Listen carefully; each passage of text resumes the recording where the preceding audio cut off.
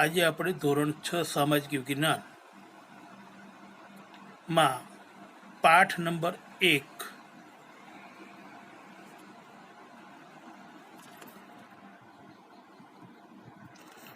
વિશે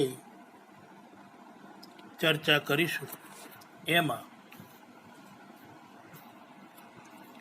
સૌથી પ્રથમ થોડો ખ્યાલ કે આપણે બધા ક્યાં રહીએ છીએ. પૃથ્વી ઉપર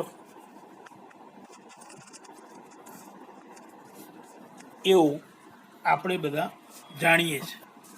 આપણું ઘર, શાળા, આ બધું જ પૃથ્વી ઉપર આવેલું છે. પૃથ્વી પણ સૌર પરિવારનો એક ગ્રહ છે. આપણે સૌથી પહેલા સૌર પરિવાર વિશે સમજીશું. સૌર પરિવારમાં સૂર્ય, ગ્રહો, ઉપગ્રહો, લઘુગ્રહો, ધૂમકેતુઓ, ઉલ્કાઓ વગેરેનો સમાવેશ થાય છે. સૂર્યની સપાટી પર અનેક લાંબી પ્રજ્વલિત થતી લપકારા મારતી પ્રચંડ અગ્નિજ્વાળાઓ આવેલી છે. સૌર પરિવાર બધા જ ગ્રહો સૂર્યની આસપાસ ફરે છે. સૂર્ય મંદાકિની તારામંડળનો સ્વયં પ્રકાશિત તારો છે.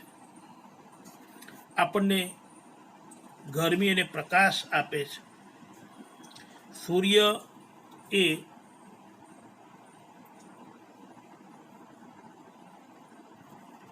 સન્માનિત તારો અને જીવનદાતા છે. આપણે 1000 કિલોમીટરની ઝડપે ચાલતા વિમાનમાં આપણે જ્યારે બેસીએ અને પૃથ્વી ઉપરથી સૂર્યનું ચક્કર લગાવવું હોય તો 107 વર્ષ જેટલો સમય લાગે છે. પૃથ્વી કરતાં 13 લાખ ગણો મોટો છે. સૂર્યનું ગુરુત્વાકર્ષણ બળ પૃથ્વી કરતાં 28 ગણો વધારે છે. ગ્રહો સૂર્યના ગુરુત્વાકર્ષણ બળને લીધે તેની આસપાસ ફરે છે. પૃથ્વી તેનાથી 15 કરોડ કિલોમીટર દૂર છે. સૂર્યપ્રકાશને ધરતી પર પહોંચતા 8.25 મિનિટનો સમય લાગે છે. આપણે હવે જોઈએ સૂર્યનું બંધારણ જોઈએ કે સૂર્ય સપાટી અસ્થિર અનેક કિલોમીટર લાંબી જ્વાળાઓ છે. એના ઉપર એ સૌર જ્વાળાઓ કહેવામાં આવે છે. અગ્નિ જ્વાળાઓને સૌર જ્વાળાઓ કહેવામાં આવે છે. સૂર્યમાં રહેલા હાઇડ્રોજન અને હિલિયમ વાયુઓની પ્રક્રિયામાંથી પ્રકાશ અને ગરમી ઉત્પન્ન થાય છે. સૂર્ય આપણને પ્રકાશ અને ગરમી આપે છે. સૂર્ય સજીવોનો પાલક છે. ત્યારબાદ ગ્રહોની પરિચય મેળવીએ કે સૌર પરિવારના 8 ગ્રહોના નામ આ પ્રમાણે. તમારા મનની અંદર એક પ્રશ્ન થાય કે બે આપણે તો 9 ગ્રહની વાત કરતા હતા, તો આ 9મો ગ્રહ એટલે કે પ્લુટો, એને મંજૂરી મળેલી નથી ગ્રહ તરીકેની, એટલે એને કેન્સલ કરવામાં આવે છે. અને આપણે ત્યાં 8 ગ્રહો બુધ, શુક્ર, પૃથ્વી, મંગળ, ગુરુ, શનિ, યુરેનસ અને નેપચ્યુન. બુધ, શુક્ર, પૃથ્વી, મંગળ એ આંતરિક ગ્રહો નરી આંખે જોઈ શકાય છે, જ્યારે ગુરુ, શનિ, યુરેનસ, નેપચ્યુન બાહ્ય ગ્રહો છે જેને આપણે નરી આંખે જોઈ શકતા નથી. હવે આપણે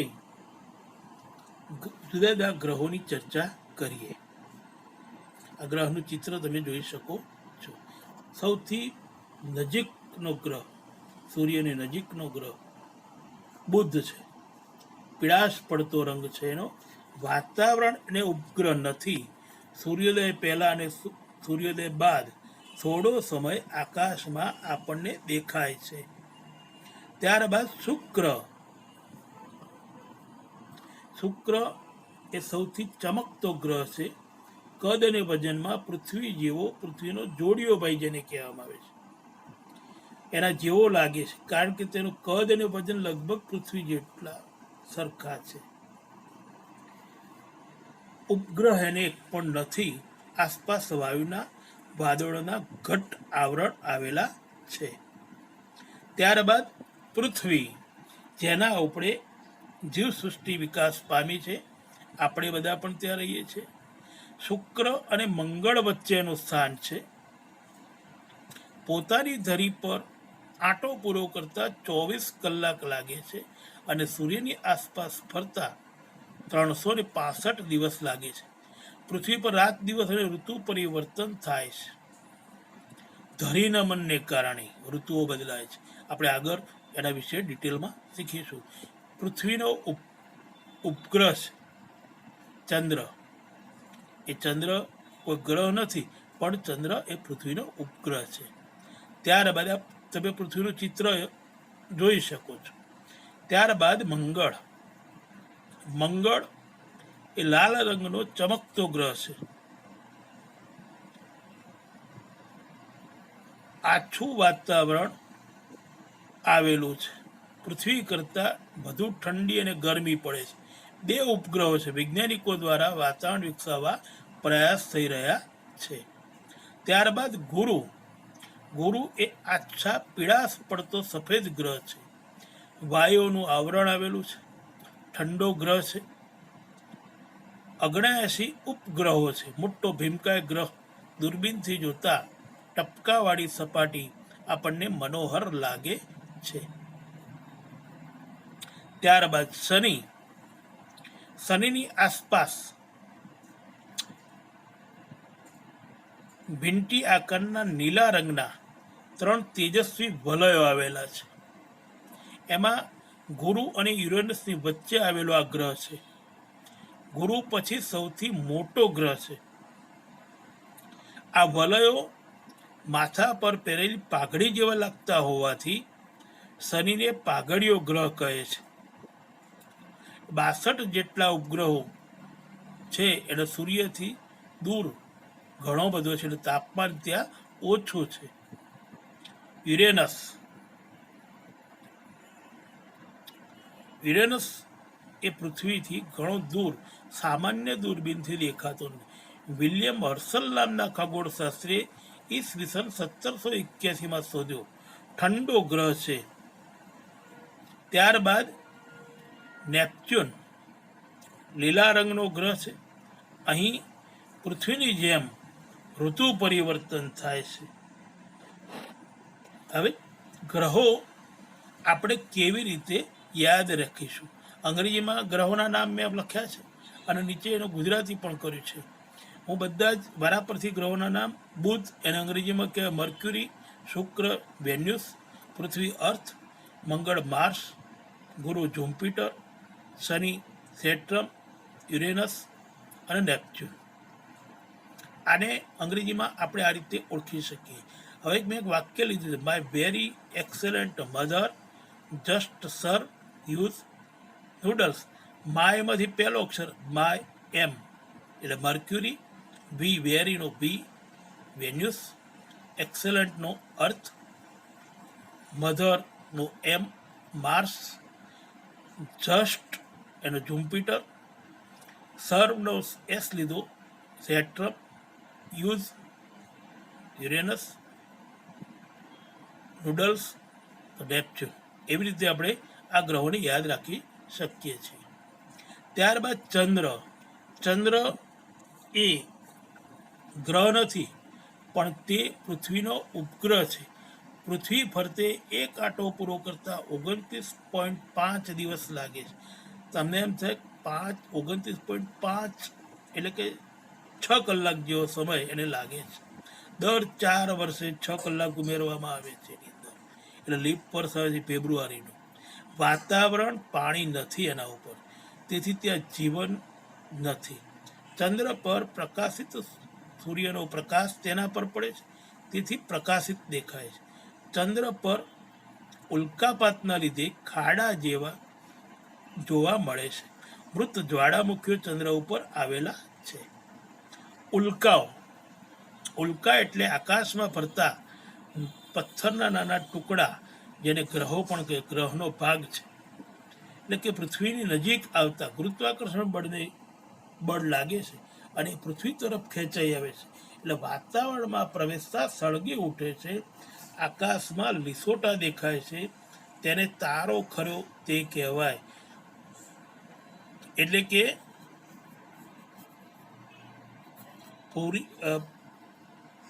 પૂરો ના સળગે તો પૃથ્વી પર મોટા ખાડા પડી દેશે. એટલે કે મહારાષ્ટ્રનું કોયના સરોવર એ ઉત્તમ ઉદાહરણ છે. સૌરાષ્ટ્રની અંદર ધજાડામાં ઉલ્કા મળી, જેનું વજન 40 કિલોગ્રામ જેટલું જોવા મળે છે. ત્યારબાદ જોઈએ નક્ષત્રો, તારાઓનો સમૂહ અથવા એકલો તારો, જેને આપણે નક્ષત્ર કહેવાય. ચોક્કસ આકાર છે એને. કુલ 27 નક્ષત્રો આપણે ત્યાં આવેલા, કે અશ્વિની, રેવતી, વિશાખા, પુષ્ય, મૃક્ષિય, સ્વાતિ, પુનવસુ વગેરે. નામ શુભ કાર્ય સાથે યાદ રાખીશ. આપણે દેખે પુષ્ય નક્ષત્ર, સોનું અને ચાંદી આપણે એને ખરીદીએ છીએ, એટલે આપણે રીતે નક્ષત્રોને આપણે યાદ રાખી શકીએ છીએ. ત્યારબાદ પૃથ્વીનું સ્થાન, પૃથ્વી સ્થાન અને એના આકારની વાત કરીએ તો પૃથ્વી અહીંયા પૃથ્વી નારંગી જેવી ગોળ છે. તમને એમ પાછો મનમાં પ્રશ્ન થાય, ભાઈ નારંગી જેવી ગોળ કેવી? કે અમે તો બધા અત્યારે ગોળ જ સાંભળી છે, તો નારંગી જેવી ગોળ ક્યાંથી આવી? તો નારંગી જેવી ગોળ એટલા માટે કે ઉપર એટલે કે ધ્રુવો આગળ ચપટી છે અને વચ્ચે ફૂલેલી છે. અભ્યાસ કરવા પૃથ્વીનો ગોળોનો ઉપયોગ થાય છે. પૃથ્વીનો ગોળો તેની નાની પ્રતિકૃતિ છે. હવે પૃથ્વીની ગતિના પ્રકારની આપણે વાત કરીએ કે પૃથ્વીની ગતિના મુખ્ય 2 પ્રકાર છે, પરિભ્રમણ અને પરિક્રમણ. પૃથ્વી પોતાની ધરી ઉપર પશ્ચિમથી પૂર્વ દિશામાં ફરે છે, તેને પરિભ્રમણ કહેવાય. પૃથ્વી સૂર્યની આસપાસ પરિક્રમા કરે છે, તેને પરિક્રમણ કહેવામાં આવે છે. કે પૃથ્વી વિષુવવૃત્ત પર કલાકના 1670 કિલોમીટર ઝડપે ફરે છે. એટલે કે પૃથ્વીને પોતાની ધરી ઉપર એક ચક્ર પૂર્ણ કરતા 24 કલાકનો સમય લાગે છે. પૃથ્વીને સૂર્યની આસપાસ એક ચક્ર પૂર્ણ કરતા 365 દિવસ એટલે કે 1 વર્ષ લાગે છે. પૃથ્વીને સૂર્યની આસપાસ ફરવા માટે એક કાલ્પનિક માર્ગ છે, તેને કક્ષા કહેવામાં આવે છે. એ કલ્પિત માર્ગ છે.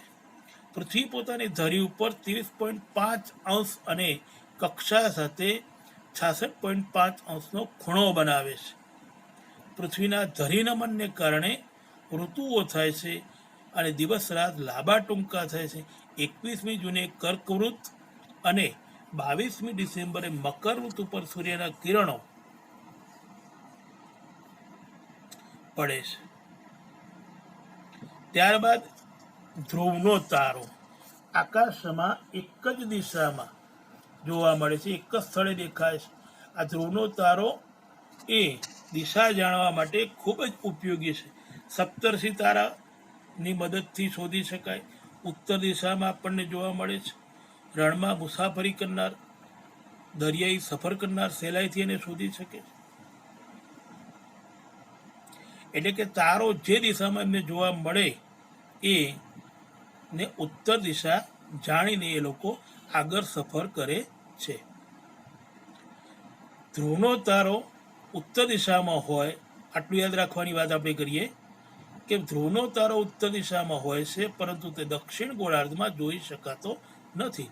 પૃથ્વીના ગોળા ઉપર આડી દોરેલી કલ્પિત રેખાઓ, જેને આપણે અક્ષાંશ કહીએ છીએ,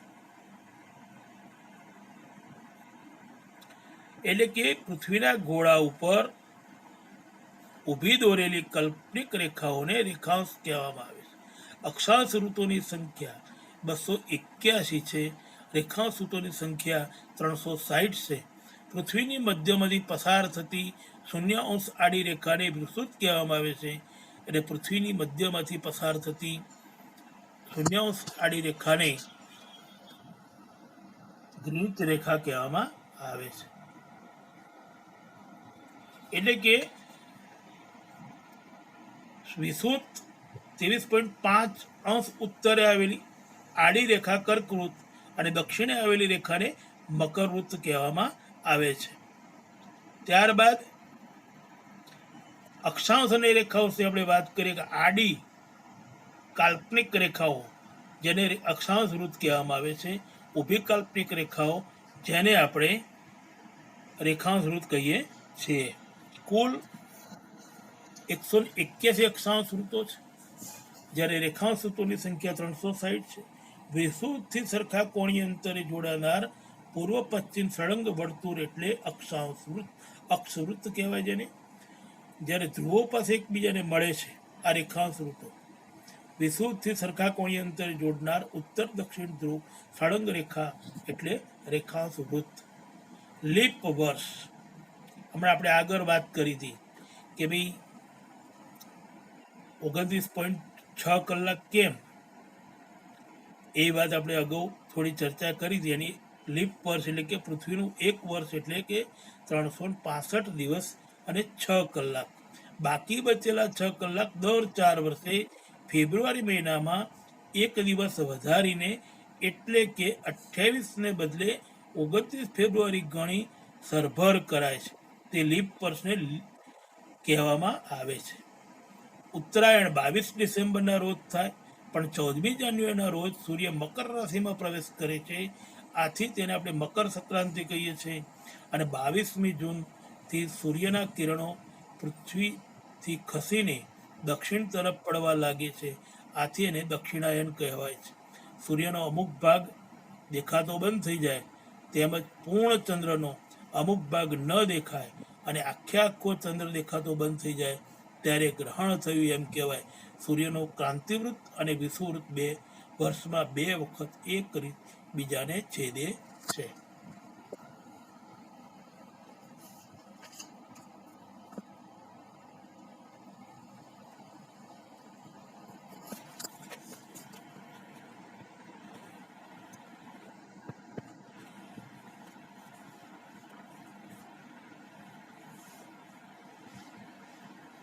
અહીંયા આંતરરાષ્ટ્રીય દિનાંક રેખા તમે જોઈ શકો છો. આંતરરાષ્ટ્રીય દિનાંક રેખા વાકી ચૂકી દોરવામાં આવેલી છે, તમને દેખાય છે ચિત્રમાં. જ્યારે બીજી બાજુ કટિબંધો છે. કટિબંધો કેટલા એ બધી આપણે આગળ ચર્ચા કરીએ. ગ્લોબલ પોઝિશનિંગ સિસ્ટમ એટલે કે જીપીએસની મદદથી કોઈપણ સ્થળના અક્ષાંશ અને રેખાઓ આપણે જાણી શકીએ. ઇંગ્લેન્ડના ગ્રીનિચ શહેર પરથી પસાર થતું 0° રેખાંશ વૃત્ત એટલે ગ્રીનિચ રેખા. ગ્રીનિચ રેખા પૃથ્વીના 2 ભાગ કરે છે, પૂર્વ અને પશ્ચિમ. વિષુવવૃત્ત પૃથ્વીના આડા 2 ભાગ કરે છે, ઉત્તર ગોળાર્ધ અને દક્ષિણ ગોળાર્ધ. 180° ઊભી રેખાને આંતરરાષ્ટ્રીય દિનાંક રેખા કહેવાય છે, જે પેસિફિક મહાસાગરમાંથી પસાર થાય છે. તેને ઓળંગતા તારીખ અને વાર બદલાય છે. મુખ્ય કટિબંધોની આપણે વાત કરીએ, 3 કટિબંધો: ઉષ્ણ કટિબંધ, શીત કટિબંધ અને સમશીતોષ્ણ કટિબંધ. પૃથ્વી ઉપર સૌથી વધુ ભાગ સમશીતોષ્ણ કટિબંધનો આવેલો છે. અહીંયા ગ્રહોના ચિત્રો ફરીથી તમે જોઈ શકો છો. ક્યારેક ગ્રહણની આપણે વાત કરીએ,